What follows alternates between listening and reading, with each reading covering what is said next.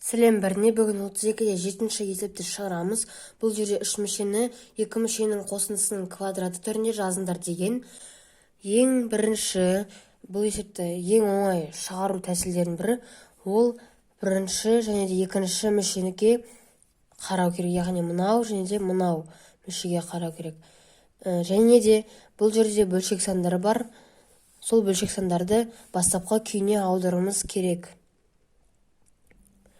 Ал енді біріншісін көрсетейін. Мысалға 25. 4-тен 25 ол 2-ден 5-тің квадраты. Яғни бізге жақын үшін 2-ден 5. Мұнда қосу болса, біз қосуды жазамыз. Қасында x-ті жазамыз. Жақша жабылады, сыртында квадраты жазамыз. Келесі мына жерде бірінші мүшесі 16-дан 9.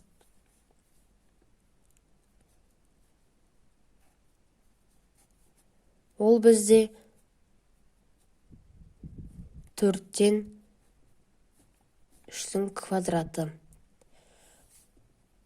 Оны да солай жазамыз. Мұнда минус тұрғандықтан біз минусты жазамыз. Қасында y-ті жазамыз. Сыртында квадрат.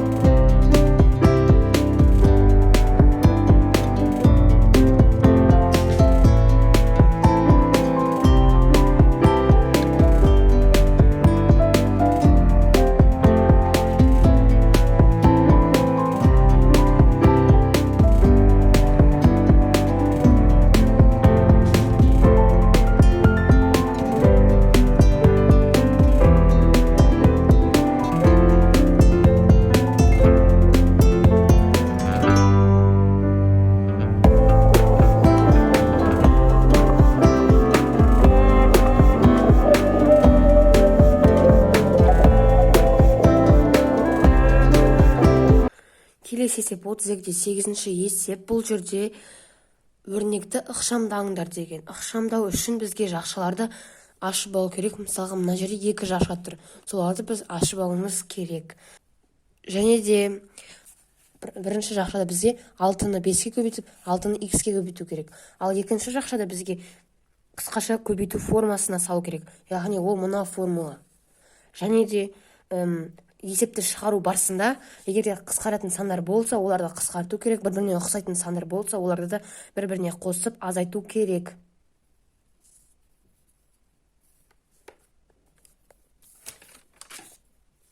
Ал біріншісін көрсетейін. 6-ны 5-ке көбейту керек.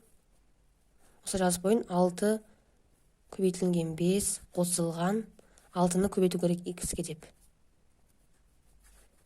Жақша жабылады, қосылған. Келесі жақшаны ашамыз.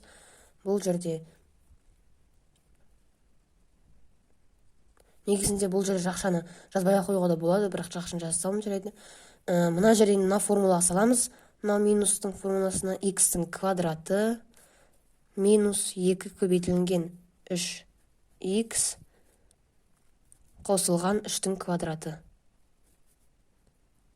Тең. Енді бұл жерде 6-ны 5-ке көбейткен кезде 30 шығады. 30 қосылған 6x қосылған x-тің квадраты минус 2-ні 3-ке көбейткен кезде 6, қасында x бар. 6x қосылған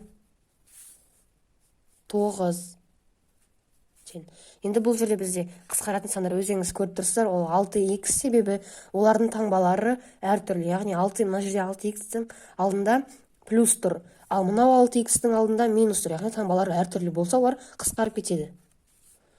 Келесі, ешқандай сан қысқармайды, сол себепті ұқсайтын сандарды қарау керек.